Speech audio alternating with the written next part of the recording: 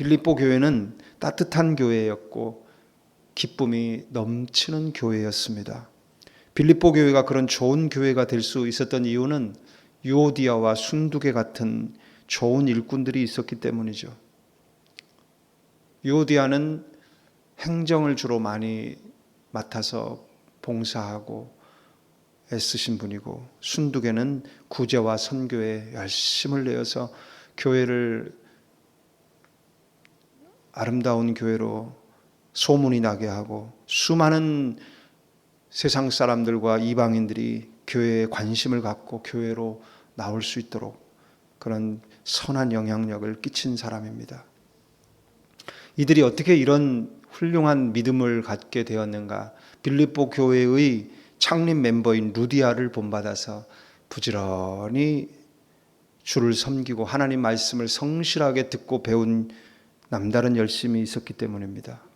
사도 바울은 빌립보 교회 모든 성도들이 이런 유오디아와 순두계를 본받기를 원했습니다. 그래서 빌립보 교회가 더욱 건강하게 발전하고 따뜻하고 부드러운 교회, 그리고 하나님을 기쁘시게 해드리는 교회가 되기를 원했던 것이죠. 오늘 저는 바울과 같은 심정으로 두란노 교회 성도인 여러분에게 두 가지를 당부합니다.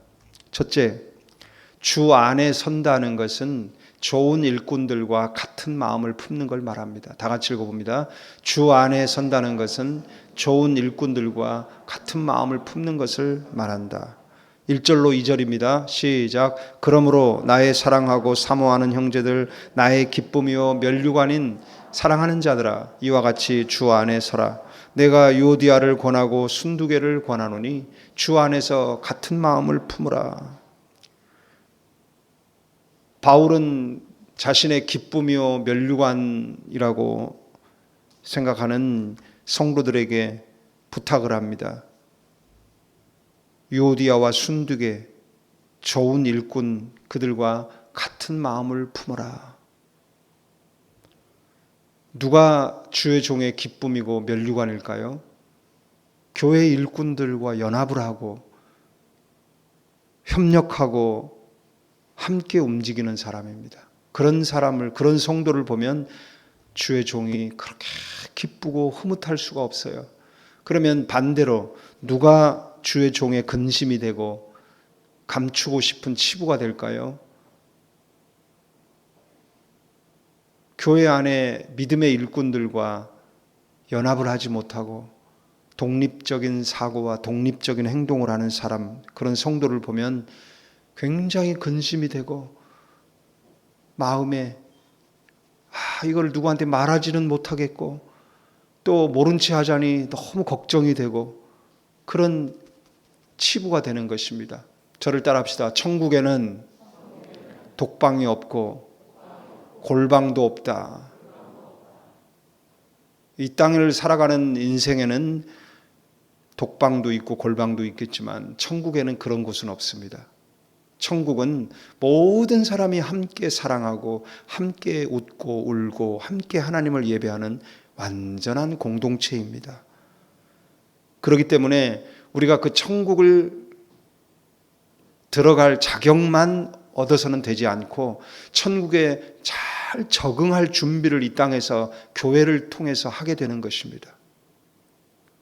세상에서는 자기 스펙을 쌓고 자기의 경쟁력을 키우고 자기의 부가가치를 높이는 데만 열중을 하지만 우리가 교회에 오면 나는 없어져야 합니다.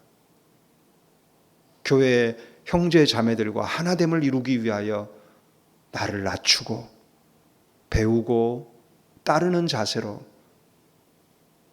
교회 안에 공동체에 합류하고 연합을 이루어야 하는 것이죠. 거룩한 무리들로부터 자신을 분리시키고 멀리 갈수록 마귀의 손쉬운 먹잇감이 될 뿐입니다. 찬송가 387장을 보면 멀리 갔더니 처량하고 곤하여 슬프고 또 외로워 정처없이 다니니. 왜 이렇게 되나요? 왜 처량하고 곤하고 슬프고 또 외롭고 정처 없이 방황합니까? 교회 공동체 안에 연합하지를 못하기 때문입니다. 거룩의 무리를 떠나서 멀리 갈수록 처량하고 고뇌지고 슬프고 또 외로워져요. 정처 없이 방황을 합니다. 마음 아파 울 때 눈물 씻어줄 사람도 없고 쓸쓸한 곳 만나도 누구도 보호해 줄 사람이 없어 홀로 밤을 지새우게 되어 처량한 자신의 신세를 한탄하고 나오는 노래가 이런 노래입니다. 예수 예수 내 주여 지금 내게 오셔서 떠나가지 마시고 길이 함께 하소서. 구슬프게 흐느끼는 거죠. 이 회개의 찬송은 일생에 한두 번 부르는 것으로 족해야지 이게 인생의 18번 노래가 되면 안 됩니다. 예수님은 교회라는 예수님의 몸을 통해서 사랑의 맛, 교제의 멋, 보람의 흥을 느끼며 경험하면서 그 화목한 공동체 생활 속에서 신앙이 건강하게 자라기를 원하시는 것입니다. 어른이 없는 세대가 되면 안 됩니다. 어른이 없는 세대가 됐어요. 이 세상이 지금 어른을 공경할 줄 모르고 어른에게 배우려고 하질 않습니다. 교회에서도 그런 모습으로 신앙생활 해서는 안 됩니다, 여러분. 천국은 함께 가는 나라, 천국은 너와 나가 아니라 우리를 이루어 가는 나라입니다. 저를 따라합시다. 천국은 우리가 가는 곳이다. 함께 가는 곳이 천국입니다. 그래서 천국 생활을 준비하는 우리는 마땅히 교회에서 그것을 배우고 또 노력하고 애써서 이런 하나 되는 법, 함께 살아가는 법, 함께 울고 함께 웃는 로마서 12장 15절 다 같이 읽어봅니다. 시작. 즐거워하는 자들과 함께 즐거워하고 우는 자들과 함께 울라. 매일 주님 앞에 울며 기도를 하는데 맨날 내 죄만 갖고 기도를 하는 거예요. 내 죄만을 위해서 울고 회개하고.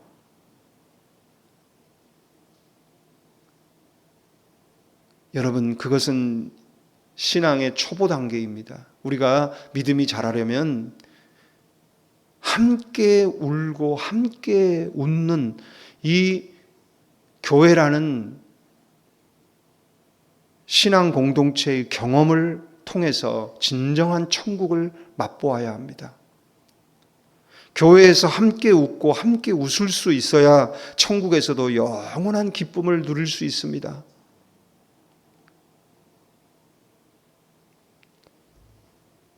두 번째, 다 같이 읽어봅니다. 주님과 같은 멍에를 맨다는 것은 복음을 위해 힘쓰던 사람들을 돕는 것이다.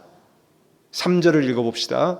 또 참으로 나와 멍에를 같이 한 너에게 구하노니 복음에 나와 함께 힘쓰던 저 여인들을 돕고 또한 글레멘드와 그 외 나의 동역자들을 도우라. 그 이름들이 생명책에 있느니라.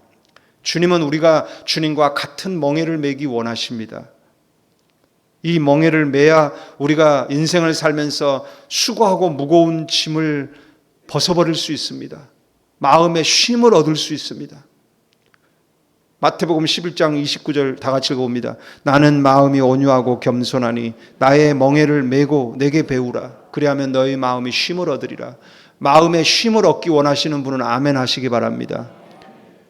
주님이 메고 계신 이 멍에를 같이 매야만 쉼을 얻을 수 있어요. 이 멍에를 거부하고 매지 않으면 자기 인생에 수고하고 무거운 짐을 혼자 지고 가야 합니다. 그러면 주님과 같이 멍에를 메고 살아간다라는 건 뭘 말할까요? 현실적으로 어떻게 살아가는 것을 말할까요? 그것은 교회 안에 복음을 위하여 헌신하신 분들을 돕고 그분들을 위로하고 그분들을 후원하고 하는 그 모든 일이 바로 멍에를 메고 주님과 함께 걸어가는 길입니다. 우리가 정말 한 번뿐인 인생 제대로 살기 원하고 똑바르게 살기 원한다면 마태복음 25장을 반복해서 읽어야 돼요. 오늘 저는 여러분, 저의 기쁨이 되고 면류관인 여러분들에게 간곡히 부탁합니다. 마태복음 25장을 자주 읽고 반복해서 읽으시기 바랍니다. 내 인생의 마지막에 종말, 인류 역사의 마지막 종말에 일어날 일을 주님께서 상세하게 말씀해 주셨습니다. 거기 보면은 인류 역사의 끝, 종말과 심판의 때에 일어날 일이 나오는데요. 예수님께서 영광의 보좌에 앉으셔서 이 땅에 살았던 모든 사람들을 다 그 보좌 앞에 모으시고, 목자가 양과 염소를 구분하듯이 양은 오른편, 염소는 왼편에 세웁니다. 그리고 양들에게, 오른쪽에 있는 양들에게 이렇게 말씀하시죠. 다 같이 읽어볼까요? 내 아버지께 복받을 자들이여, 나와 창세로부터 너희를 위하여 예비된 나라를 상속받으라. 할렐루야. 우리가 모두 그 양의 무리에 속해야 되겠습니다. 오른편에 있는 사람들 안에 우리 모두가 함께 있어야 하겠습니다. 그런데 왼쪽에 있는 염소들에게 아주 무서운 말씀을 하세요. 다 같이 읽어봐요. 저주를 받은 자들아, 나를 떠나 마귀와 그 사자들을 위하여 예비된 영원한 불에 들어가라. 분명히 마귀를 위해 예비된 곳이 지옥인데, 그 마귀와 사자들, 귀신들이 들어갈 곳에 이 사람들이 들어가게 된다. 그러면 우리는 여기에서 이런 생각을 합니다. 아니, 모두가 지구에서 살았던 사람들인데 왜 어떤 사람들은 오른편에 양의 무리에 들어가고 어떤 사람들은 왼편에 염소의 무리에 들어가고, 그 기준이 뭘까? 뭘 기준으로 이렇게 양과 염소를 나누는 걸까? 바로 그 기준에 대해 말씀하는 것이 그 앞에 있는 비유, 달란트 비유예요. 여러분 잘 들으세요. 우리가 알고 있는 산상수훈, 팔복부터 시작해가지고 예수님의 가르침이 쭉 나오잖아요. 비유들이 나오죠. 그리고 그 모든 가르침과 비유의 종결체, 그것이 바로 달란트 비유입니다. 달란트 비유를 통해 마지막 나오는 결론이 양과 염소 비유예요. 이 달란트 비유가 그렇게 중요한데요. 한 달란트 받은 자는 그것을 분명히 주인이 맡겨준 고귀한 것인데, 그걸 가지고 무엇을 해서 주인이 나중에 오면 갑절로 드릴 생각을 안 하고, 그냥 주인 것이야, 이거 내 것이 아니야. 그리고 그걸 땅에 묻어버려요. 아무것도 하지 않아요. 주인 것으로 주인을 위해 사용하지 않아요. 그것을 위해 희생하고 고생하고 마음 쓰고 싶지 않은 것이죠. 혼자서 자유롭게 편하게 살고 싶었어요. 그렇게 자기에게 주어진 인생 편하게 자유롭게 가볍게 즐기며 살았습니다. 그런데 인생은 그렇게 끝나지 않아요. 사람이 한번 사는 건 정해진 이치요, 죽는 것 또한 정해진 이치고, 죽고 난 다음에 반드시 심판이 있습니다. 그 심판이란 어떻게 살았는지 인생을 결산하는 때입니다. 주인이 와서 결산을 할 때 이 사람 자기에게 주어진 인생 자기 건 줄 알고 가볍게 홀가분하게 자유롭게 살았지만 결산받을 때 가장 무섭고 무거운 형벌을 받습니다. 5달란트, 2달란트 맡은 사람들은 주인을 위해 뭔가를 남기기 위해서 고생도 합니다. 상처도 받고 슬픔도 겪고 땀과 눈물, 피를 흘려요. 그렇게 애쓰고 애써서 5달란트 맡은 사람은 또 다른 5달란트를 남기고, 2달란트 맡은 사람은 또 다른 2달란트를 남깁니다. 주인이 왔을 때 가장 크고 영광스러운 칭찬과 상을 받게 됩니다. 우리는 여기에서 그러면 2달란트, 5달란트 맡은 사람이 어떤 사업을 해서 남겼을까? 그들은 무슨 사업을 해서 그렇게 배나 남겼을까? 주인이 인정해 준 그 사업은 어떤 사업일까? 궁금하죠? 무엇을 하는 것인가? 바로 그 사업이 양과 염소 비유에서 나오는 거예요. 다 같이 읽어봅니다. 시작. 내가 줄일 때 너희가 먹을 것을 주었고, 목마를 때 마시게 하였고, 나그네 되었을 때 영접하였고, 헐벗을 때 옷을 입혔고, 병들었을 때 돌보았고, 옥에 갇혔을 때 와서 보았느니라. 이에 의인들이 대답하여 이르되 주여 우리가 어느 때 주께서 줄이신 걸 보고 음식을 대접하였으며 목마르신 것을 보고 마시게 하였나이까. 어느 때 나그네 되신 걸 보고 영접하였으며 헐벗으신 것을 보고 옷 입혔나이까. 어느 때 병드신 것이나 옥에 갇힌 걸 보고 가서 배웠나이까 하리니 임금이 대답하여 이르되 내가 진실로 너희에게 이르노니 너희가 여기 내 형제 중에 지극히 작은 자 하나에게 한식 곧 내게 한 것이니라 하시고, 여기 내 형제, 그러니까 오른쪽에 있는 양들 중에 이 형제, 교회 안에 있는 형제 자매들 중에 지극히 작은 자 하나에게 한 것, 그것이 바로 달란트를 가지고 해야 하는 사업인 것입니다. 교회 안에 그 이름이 생명책에 기록되어 있는 사람들 중에 복음을 위해 힘쓰던 분이 이제는 가족을 다 떠나보내고 외톨이가 되어 혼자 살고 기력을 다 잃어버리고 이제는 몸도 가누지 못해서 누워만 있고, 나이 많으신 권사님이 교회에 걸어 나올 힘이 없어서 혼자 집에서 기도하고 계시고 외롭고 고독하게 혼자 지내시는 그런 분들을 찾아뵙고 위로해드리고 친구가 되어주고 그분들을 후원해주고 도와주는 그 일이 바로 달란트를 가지고 해야 하는 사업이라는 것입니다. 목사님이 살아계실 때는 그렇게 우리 사모님 최고예요, 우리 사모님 하면서 그렇게 사모님을 챙기고 존경하고 따랐으나 목사님 돌아가시고 나니까 교회 짐이 된다고 쫓아내더라고요. 아무런 대책도 없이 그냥 나가래요. 장모님이 사업을 하면서 사업이 잘 될 때는 그 헌금으로 교회를 섬기고 교회에서 뭐 남들 안 하는 헌신도 하시고 막 열심히 할 때는 우리 장로님 하면서 장로님을 막 입에 침이 마르도록 칭찬을 해요. 그런데 은퇴하시고 혼자 되시고 봉사도 못하실 그때가 되면 무시하고 천대합니다. 무슨 말 한마디 하면은 꼰대같이 저런다고 이렇게 말하고 있어요. 어른을 인정하는 세대가 돼야 되는데 어른을 인정하지 않습니다. 권사님이 전도도 열심히 하시고 기도도 열심히 하실 때는 교육자들이 그냥 매일 그 집에 가서 예배드려드리고 기도해드리고 축복해드려요. 그런데 권사님이 기력이 약해지셔가지고 이제 교회도 잘 못 나오시고 집에서 혼자 지내시는 시간이 많아지면 그냥 비방하고 험담을 합니다.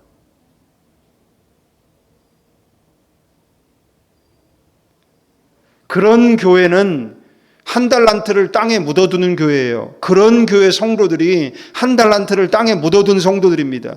바로 그런 복음을 위해 헌신하고 애쓰신 그런 어른들을 위해서 여러분이 갖고 있는 달란트, 하나님이 맡겨주신 그 달란트를 사용해야 합니다.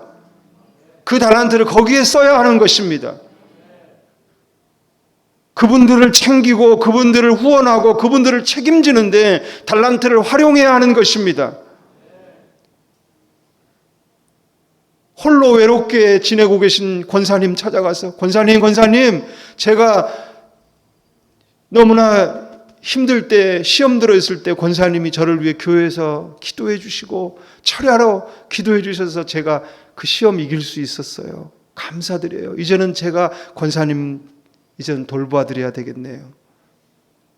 저는 육신의 어머니만 있는 게 아니라 영적인 어머니인 권사님이 계십니다. 제가 이제부터는 자주 와서 재롱도 떨고 애교도 부리고 권사님 기쁘게 해드릴게요. 돈으로만 남을 돕는 게 아닙니다. 외로울 때 친구가 되어주고 곁에 있어주고 함께 해주는 것. 여러분, 우리가 이런 교회 안에 신앙의 어른들을 존경하고 귀히 여기고 섬겨드리며 나도 그런 사람이 되려고 애써야 합니다. 저를 따라합시다. 나에게 존경하는 사람이 있어야 나도 존경받는 사람이 된다. 내가 존경하는 어른이 있을 때 나도 언젠가는 그런 존경받는 어른이 되는 것이죠. 나 여러분에게 묻고 싶습니다. 여러분 얼마나 교회 안에서 복음을 위해 헌신하신 분들에 대한 고마움을 가지고 그분들을 보고 있습니까? 권사님, 안수집사님, 장로님을 볼 때 어떤 마음으로 보십니까? 그 주님을 위해 헌신한 삶의 내용을 좀 알고 싶어 하고, 그 다음에 나도 좀 그렇게 되고 싶어서 그분들 곁에 다가가고 배우고 듣고 은혜 받고 그 길을 나도 좀 열심히 따라가고자 하는 열심을 가지고 그분들을 대하고 있느냐는 것이죠.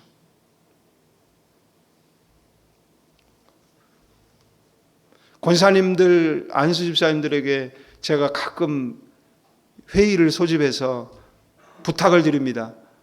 교회 안에 젊은 성도들이 많이 들어오고 점점 많이 늘어나고 아이들의 웃음소리가 막 그냥 깔깔거리고 호호하하한 소리가 울려 퍼지니 좋으시죠?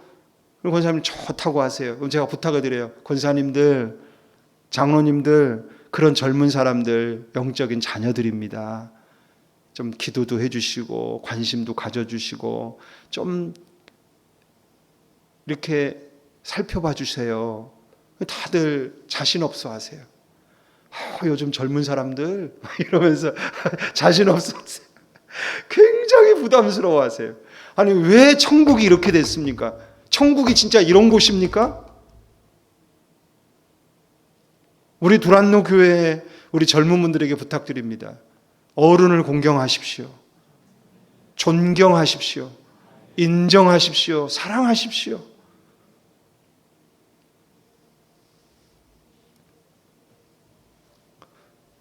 그분들을 위해 여러분이 받은 달란트를 사용하시고 후원하고 책임지는데 그 달란트를 사용하는 것을 여러분 주저하지 마시기 바랍니다. 하나님께서는 자신의 영광을 스스로 지키시는 하나님이셔요. 마찬가지로 교회의 성도들 또한 교회의 영광을 스스로 지키기 위해 일어나기를 원하십니다. 설교를 마무리합니다. 사람이 한 번 죽는 건 정해진 것이나 후에 심판이 있다. 모든 사람은 주님의 영광의 보좌 앞에 다 양이나 염소 무리에 속하게 된다. 오직 예수 믿고 구원받고 성령으로 거듭나서 착하고 좋은 마음으로 교회 안에 좋은 일꾼들을 본받고 같은 마음으로 연합했던 사람, 그리고 복음을 위해 헌신한 사람들을 존경하고 자신이 가진 달란트로 그들을 섬기고 그들을 돌보아드린 성도들이 바로 내 아버지께 복받을 자들이여 나와 창세로부터 너희를 위하여 예비된 나라를 상속받으라, 이런 주님의 칭찬과 영광과 존귀를 얻게 될 것입니다.